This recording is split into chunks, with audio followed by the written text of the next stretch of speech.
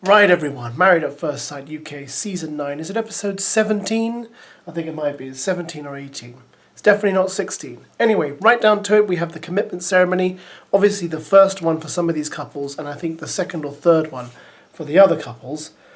Before we did that, we had a few highlights with Rochelle and Orson, with Rochelle going on about how she's going to miss her daughter's birthday because she has to do the commitment ceremony, and she's not going to leave the process until Orson is happy with her leaving, basically just admitting she's leaving. But also, I thought to myself, but Rochelle, surely when you signed up for this programme, you knew the dates it was going to be filmed on and take place on, so you would have known you were going to miss your daughter's birthday anyway. It's got nothing to do with Orson.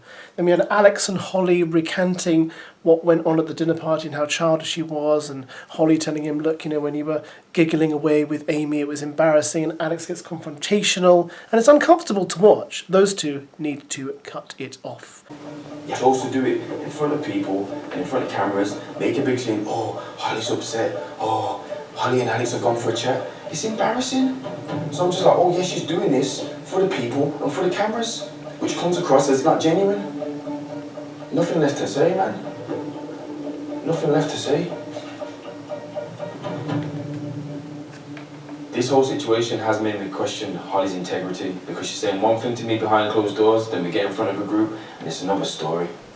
Right now, I feel like I don't really know who the real Holly is.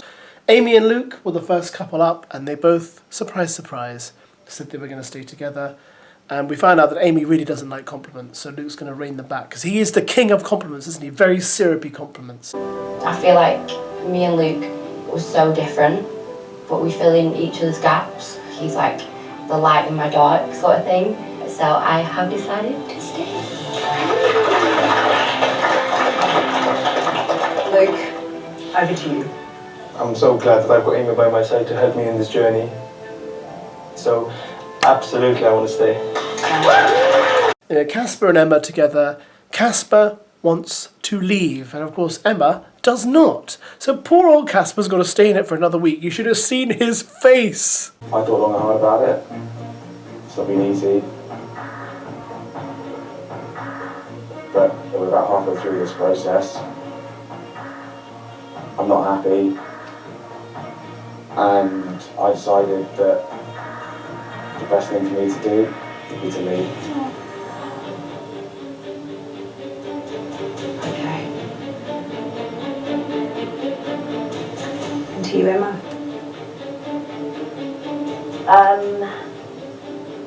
I've been flitting between the two the last 3 days. We came to the dinner party last night, and we had a nice night.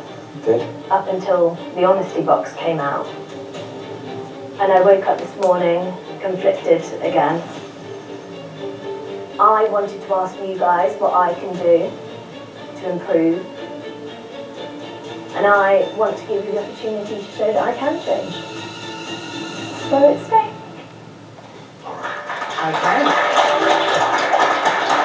Sasha and Ross, of course, choose to stay together. Although, guys, I have read online that apparently they aren't together anymore, which I find very odd, because he declares his undying love for her and says he loves her in front of everyone. So I have no idea what went wrong there. And I've got this dream man, and I'm really proud of us. And yes, so said, stay.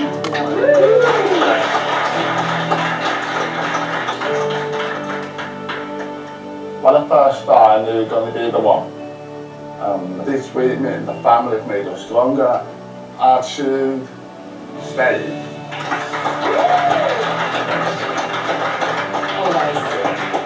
Then we had Holly and Alex. Now, I don't know whether the expert panel get to see any of the footage of them together before they do these kind of commitment ceremonies, but I don't understand why they're so keen on these two staying together when it's clear Alex has an anger problem.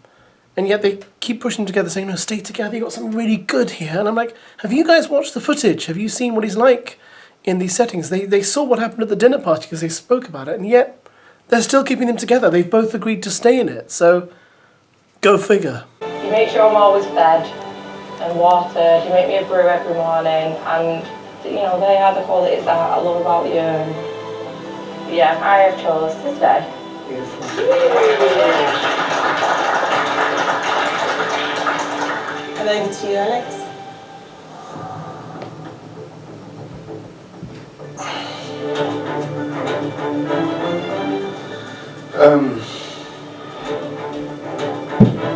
When me and Holly are good, we're very good.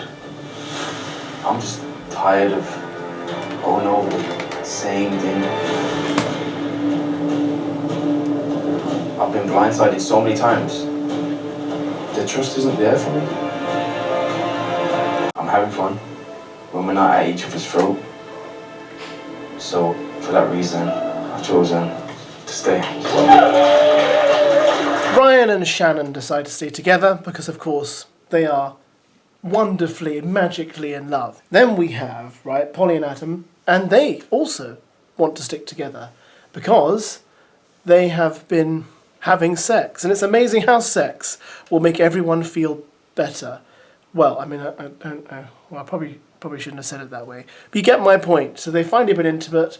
It seems to have kind of got rid of some of Adam's issues, and I think he seems a bit more humble and a bit more open to discussion, a bit more appreciative of Polly.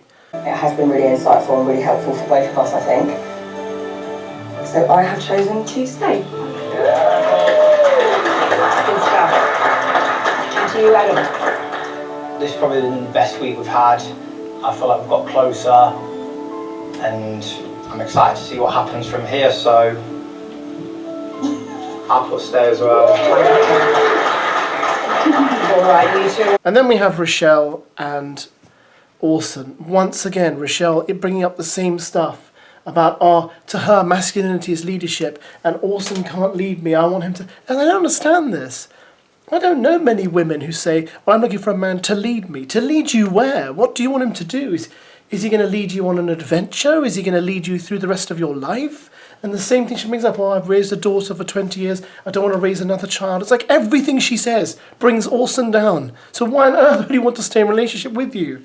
It's quite strange. I think, obviously, as we've discussed before, she's got other issues that she needs to deal with without a husband, I think, before she ever tries marriage again, if she does. I'm not sure I could trust Orson to lead me. But is there space within a relationship to have that discussion? But I need to get some value too.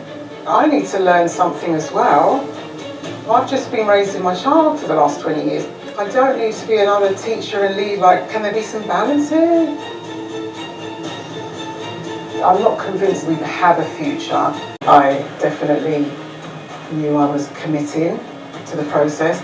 We did speak about whether we should leave, and Orson said that he would like to have the expert's advice and he felt it was too soon.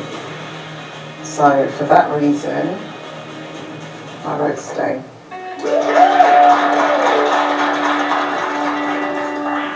Orson, what's your decision? If I walked away from this experiment not understanding why we're clashing, can we resolve stuff? I can't just leave until I know, otherwise I'd be doing myself an injustice. So, on that note, I've decided to stay. Amazingly, Orson and Rochelle stay. They both agree to stay.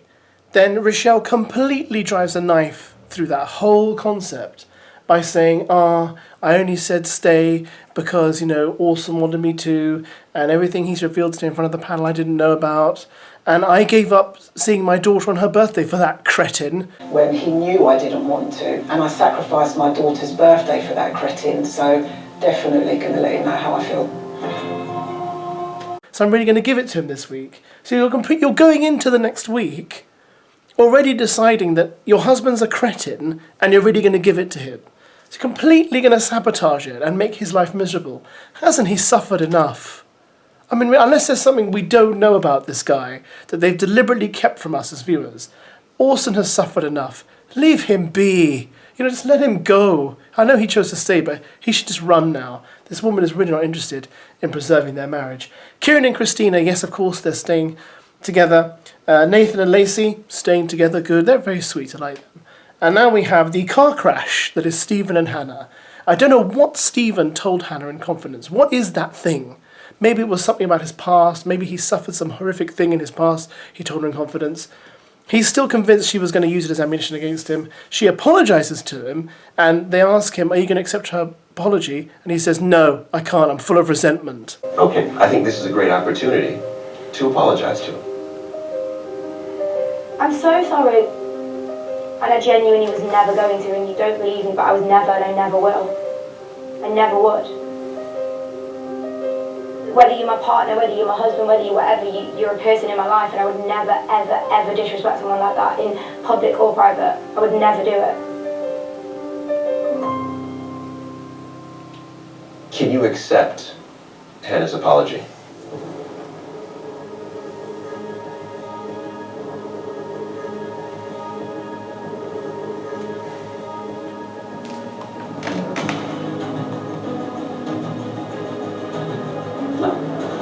Sorry, but I just think Stephen is a bit of a sulky sod, guys. I'm sorry. He just seems sour-faced and in a constant mood. I'm amazed he was ever married.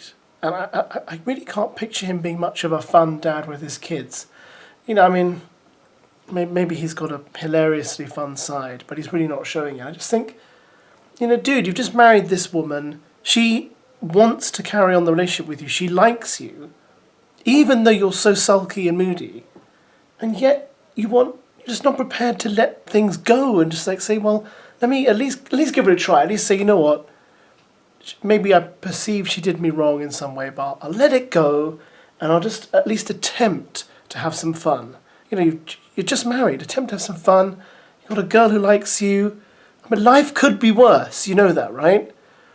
Anyway, when it comes down to the decision, Hannah chooses to stay. Stephen wants to leave. Okay, I'm going to take a risk. I've got feelings for you. I don't want to quit on the first week and I want to stay.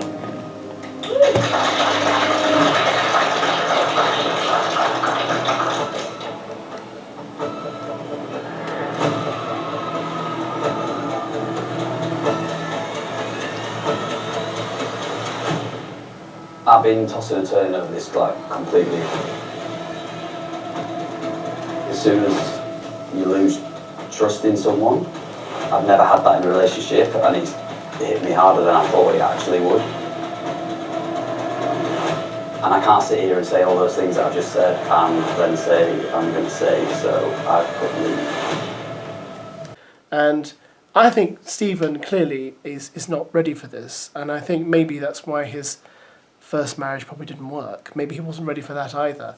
It's just a shame. I feel sorry for Hannah. I feel like Hannah's young and she's full of energy and she's kind of keen to do stuff. I'm sure she's probably quite, game. Not in an inappropriate sense, but she's game to like do stuff, to go on adventures, to kind of, try crazy new things. And I just think he's like, bored, He's like a dog that's just come in from the rain, when they have their heads low and their tails between their legs and they're like, oh, why did you take me out and get me wet? He's like that all day long.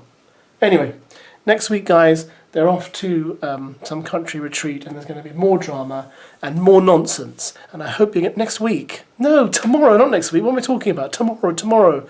Country retreat. Tune in with me and we'll talk about it. And then we'll talk about this episode. Write your comments below. Okay, catch you tomorrow, guys. Thanks as always for watching. Au revoir.